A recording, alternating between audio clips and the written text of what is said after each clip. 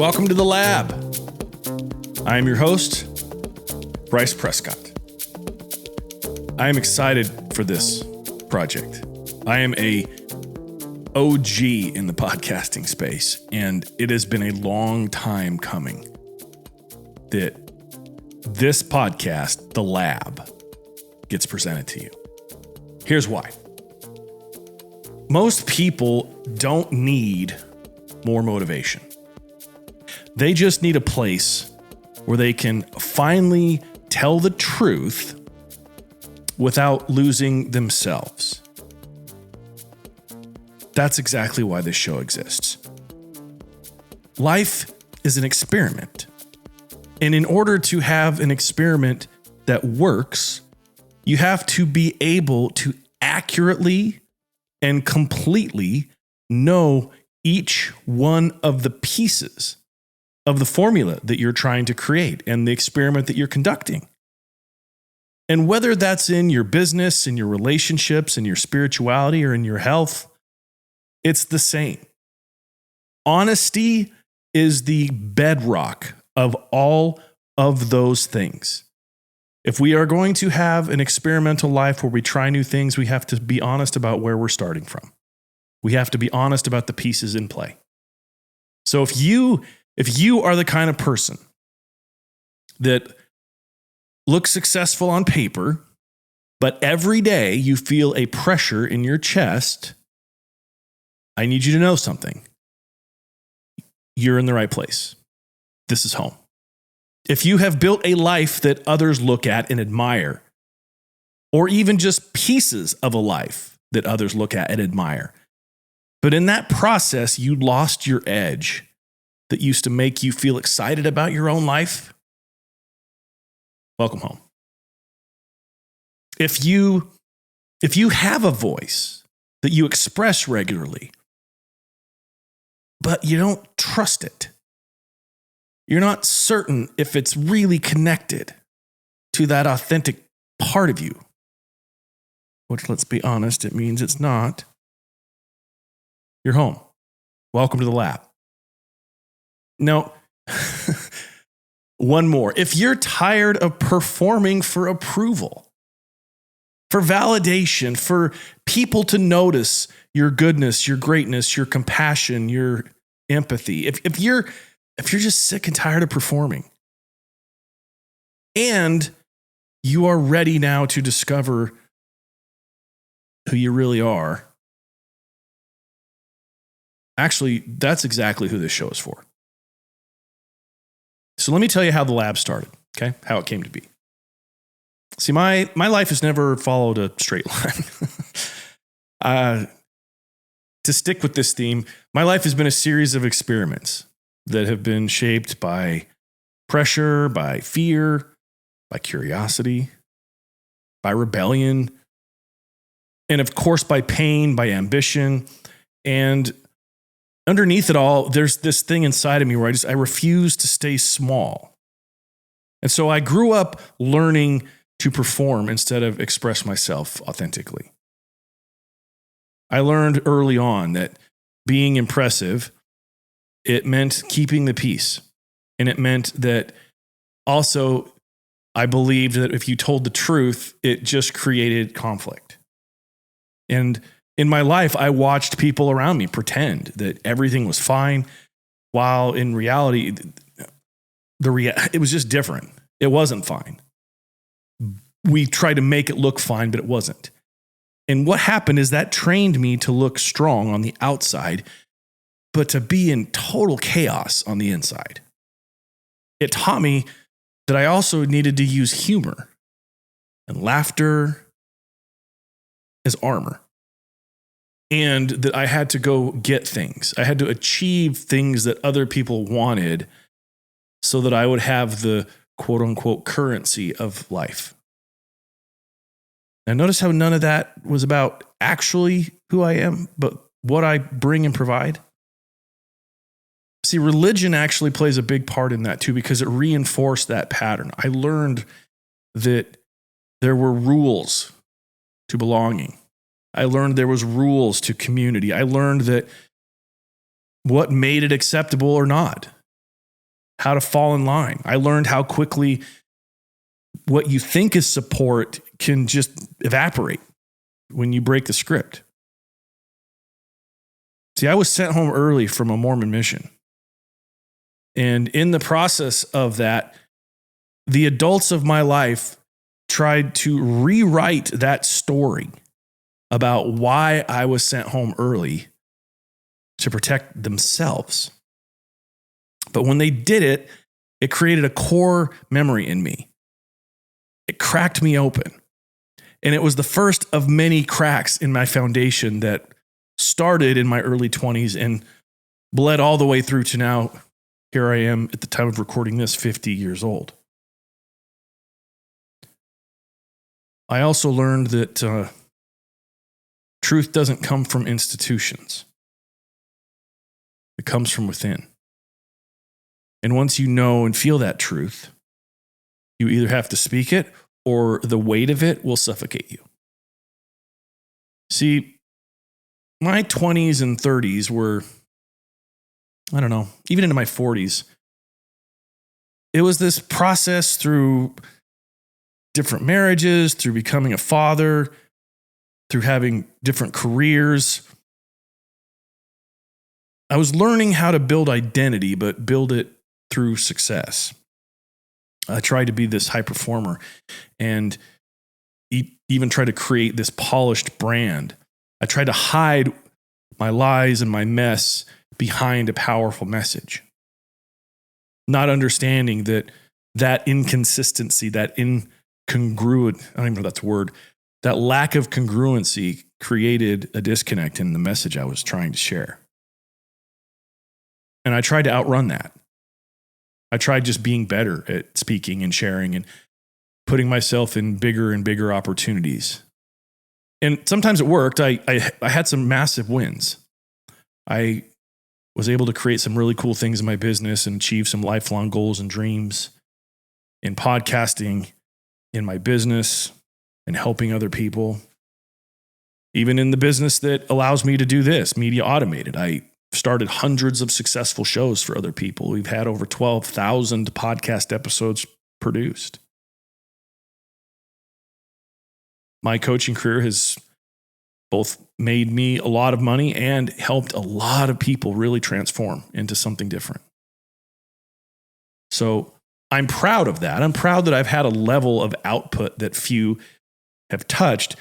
But I also recognize that underneath it all, I was fighting a war that I didn't understand yet. I didn't understand things like generational programming and how there were things embedded in the cellular code of my body and in the patterns that I'd learned as a child that taught me that I needed to want less than I desired. That if I wanted something, I needed to notch it down because that was greedy or ostentatious. It wasn't okay. The desires of my heart weren't okay, and I needed to turn it down. I had a key core memory when I was a kid of my own dad framing an experience where I was trying to solve a problem to get what I want, and he turned it into me being selfish and wanting things that I didn't and shouldn't want.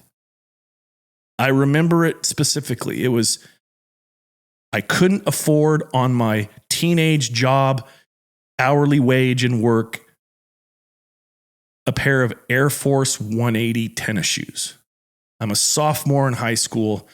I'm only making $4.25 an hour or whatever it was back then.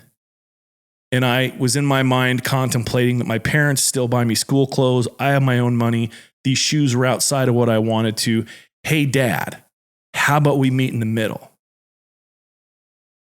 To have him tell me no, and that the desire that I even wanted that meant there was something wrong with me.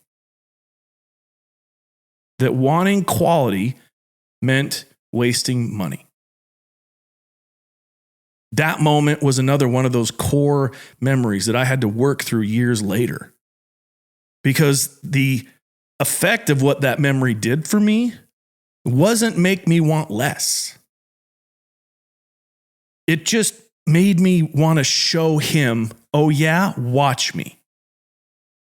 It wired in me a belief, though, underneath it all, that if I had a desire, I had to like finesse it differently so that there could be some sort of benevolence on why I wanted that big thing. Whether it was money or fame or influence, I had to turn it around and make it good. Just the idea that I wanted it myself was wrong, which inherently on a core level allowed myself to see me as broken.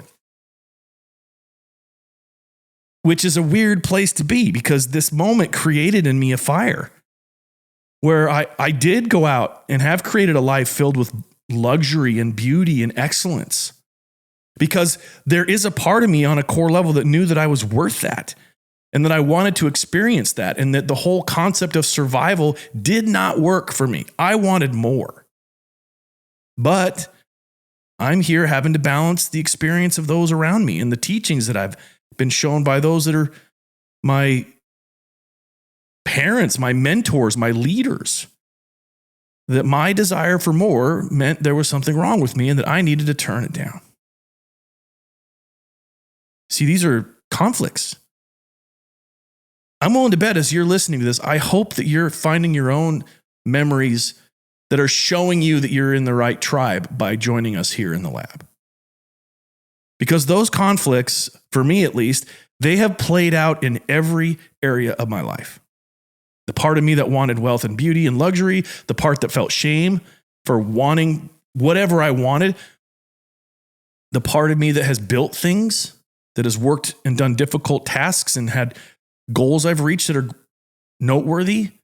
And also the flip side of that, the part of me that sabotages the good things that I've created, the part of me that wanted connection and then denied myself connection through not leaning into what was important and what my needs were, which ultimately speaks directly to that part of me that rejected me before I could let anybody else reject me.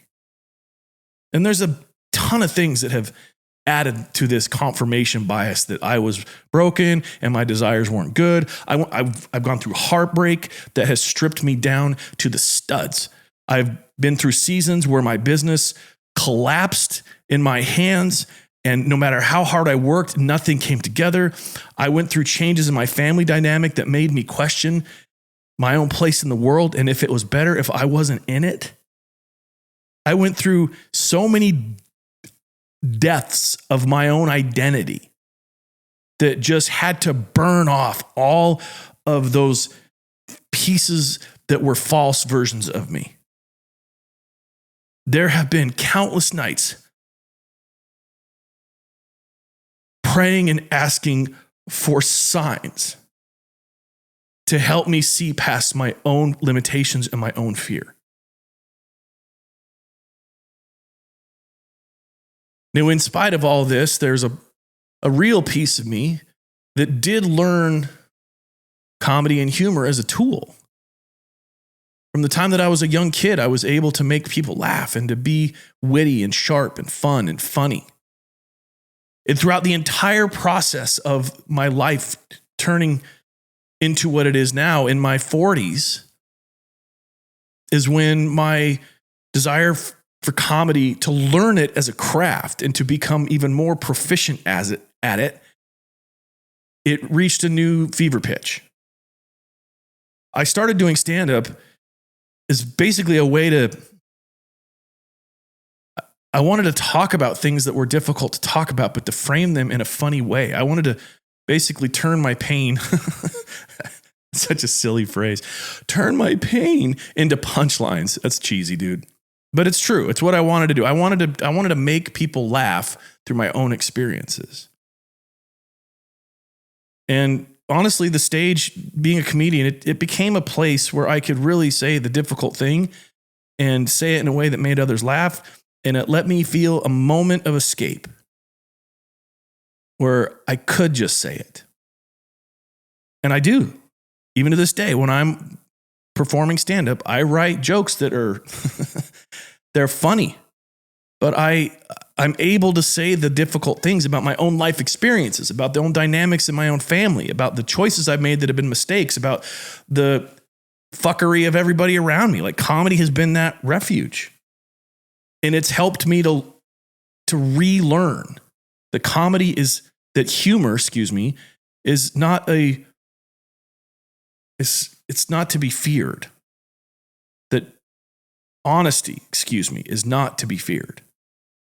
And that honesty mixed with humor, it can be like a surgical blade, man. Like you can cut through a lot of noise. And I've also been reminded that laughter as an expression, it's healing.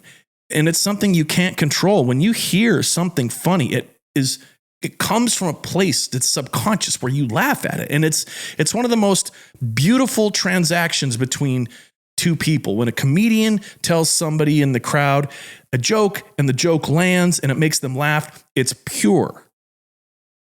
There's no separation there. If you laugh at something, it comes from a place that you can't control. And if I am able to tell you something that makes it happen, we just had a moment. And for me, as the comedian, that's a moment is healing. And on top of that, just as an aside, it allows me to say things that you're not supposed to say in the same way. I have jokes in my act about when I got cancer. I have jokes in my act about LGBTQ members of my own family. I have jokes where we address racist topics and things. Not that the joke is racist, but there is a humor in the dynamic between the differences there. It's given me a different in, and it's allowed me to start to heal my relationship with honesty. And comedy then opened up the door to my next experiment, to stay with this theme of the lab. And that's coaching.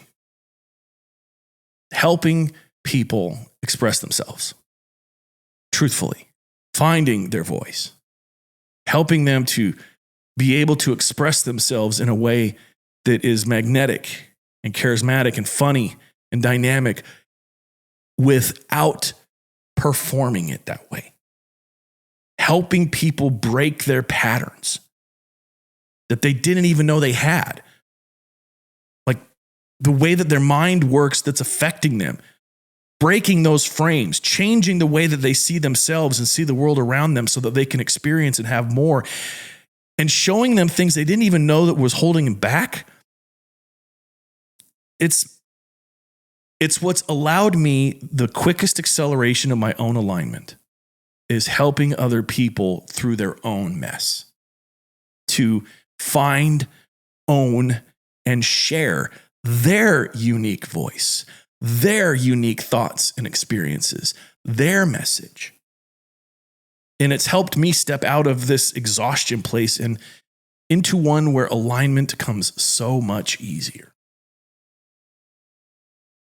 Well, that all started because of my company, Media Automated. When I started helping people build podcasts and we looked at it differently, it wasn't just all of the technical stuff of what it takes to get a show like this one out there, but to look at it as this mechanism that allows you to be of service to other people, to make other people laugh, to give your take. It's basically a magnifier for the things about your message that helps others connect with you in an expansive way. It's like a content machine, in a way, a podcast. And when I was able to look at that from a more philosophical place and not just the technical aspects of it, it's when teaching how your voice works became really, really powerful. Where my skills as an educator and a creator and a trainer really blended with my ability to make people laugh. And I was able to understand these deeper things so that I could truly teach people that your voice is how you create authority, that your presence is what creates actual influence, not your appearance. And how, on a deeper level, how things like wealth, they reflect something deeper on an inner scale. That even though the creation of wealth is quite literally mathematical, that there is a resonance personally about your own handling of wealth and beauty and art that reflects order inside of you. it allowed me as well in my relationship with God to readdress some things that I had just kind of put to bed because I was over it. How, faith, it's not just a wish. It's something that you do every day. It's bigger than just hoping for something. It's understanding how much of a role you play in your own faith coming to fruition in the thing to which you are having faith for. And that whole process, it creates self-mastery, and which is the bottom line of where all true power comes from, is your ability to master yourself and all aspects of it. And that whole kind of scenario that I just outlined, that's when I started to finally see it. I saw that every version of myself until that moment, this moment, had been running. And I'd been doing all these little experiments.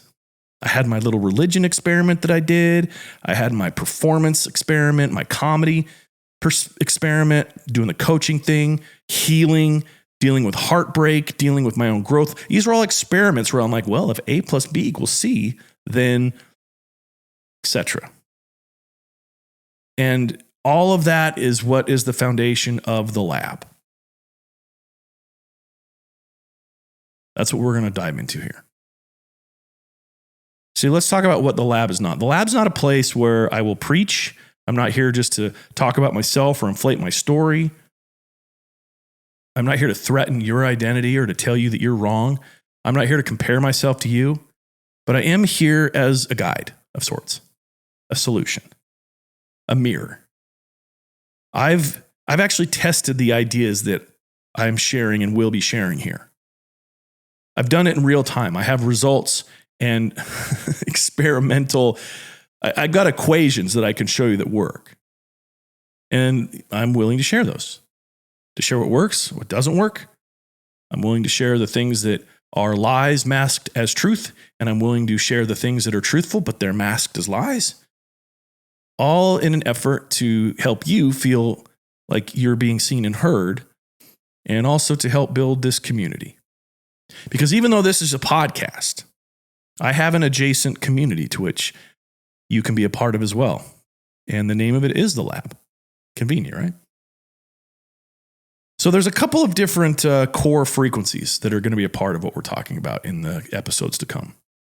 And to be clear, it might be me. It might be me having a guest from an interview standpoint to learn specifically about them. It might be that I just have people come on and we just have conversations and we talk about things in ways that uplift and build. But whether it's me or whether it's somebody else, this show is for anyone who knows that there is a bigger version of yourself, and all that's required is to break some old patterns, to adopt a new mindset and identity, and all that you need is you just haven't found the structure or the mirrors, as I call it, to see the difference and then the support and guidance to make those adjustments and to transform. So here's what we're going to be talking about.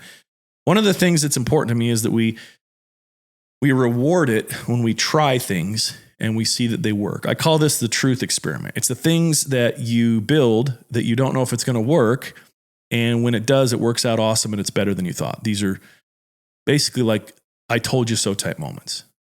There are a lot of things out there that we do that we have that feeling like I told you so. Like and we need to bring those more publicly to light. The things that actually work, the pieces of our journey that have undeniable truth. The other part of this is what we're going to talk about is that putting yourself in a position to have expertise and authority in whatever industry, mind, pursuit, whatever it is, that's actually the best way to build yourself as a person. It creates presence. And for you and the success that you're seeking, it requires for you to build yourself in that way, to embrace where you are in authority, to embrace your expertise, the things you do know, the things to which you have conviction, that there's no question. You have those parts of you, even if they're buried. You have things to which you are convicted of their truth, that you know you have a say in how they work and that you have expertise there. And that when you speak of those things, it commands your presence. We'll be focusing on that. Another thing that we're going to focus on here is that diving into the darkest parts of you, or as they call it, shadow work, the things you don't like people knowing about you, your deepest fears, the ugliest parts of you, parts where you don't want to have the world know that it's necessary for you to take that shame and that guilt and to do what's called transmute it. You need to turn it into something powerful. And transmutation of the darkest parts of you, it's fuel. And when you learn how to do it and you learn how to work with that, and when you're able to see yourself as a complete person without shame or judgment, but with curiosity and love, your life will change. And we will talk about that here. We're also going to talk about the power that faith has. And with spirituality, it's a focus that you need to have as a part of your calendar, honestly. Not just this floating idea of faith and hope, but to legitimately and deliberately have a practice of faith and a practice of hope. We're going to talk about the power of your voice and how speaking truth reorganizes everything in your life. The moment that you can stop lying and start telling the truth, everything will change. And you will feel this change on a core level.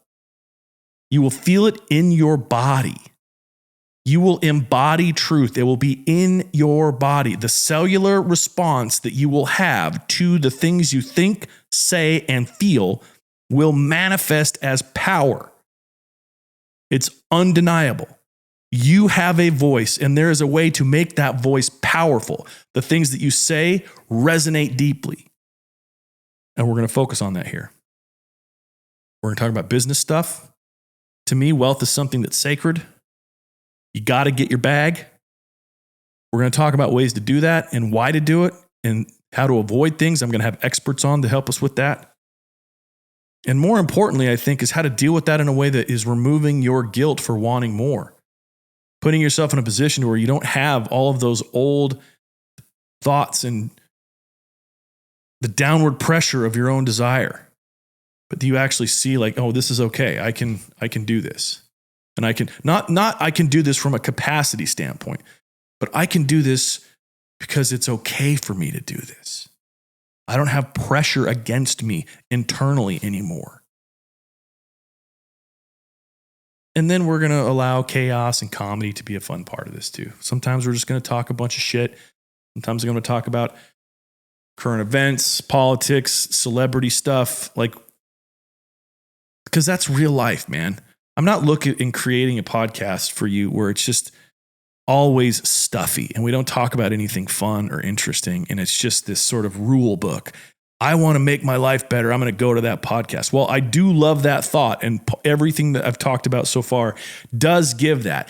It's going to be in a way that allows us to get it, that it's okay to laugh at ourselves and at others. There's some invisible mechanical type stuff behind the scenes that when you learn the science of comedy and everything we're dealing with that, it overshadows everything in the best way. And it brings joy and happiness. And I want you guys to learn that. I want you to learn how to utilize and how to receive it. Because this show is for anyone who knows that there is a bigger and better version of yourselves that's waiting. And you know that it's your old patterns that are holding you back. And by saying this, here's my promise. Okay. My promise is that if you stay with us, if you listen to this show and you consider the invitations that will come along with it, for example, I will be inviting you to join my group coaching experience called The Lab. That's every Tuesday. These are some things that will happen for you. You will understand yourself more clearly. You will speak with more honesty on a day-to-day basis, and your traverse through life will be with more certainty. It will be with more personal power. And it's not because I'm giving you affirmations or any dumb shit like that to do it. It's because you will be tapping into the truth inside of you. And you will start to listen to your truth spoken plainly. And it will become something that you have a natural frequency, vibrational connection to. That's your own truth, which will then attract you to the truth. And that's where we're at. You're also going to learn that being in alignment is a skill. And that your authority and the perception of that is an internal state.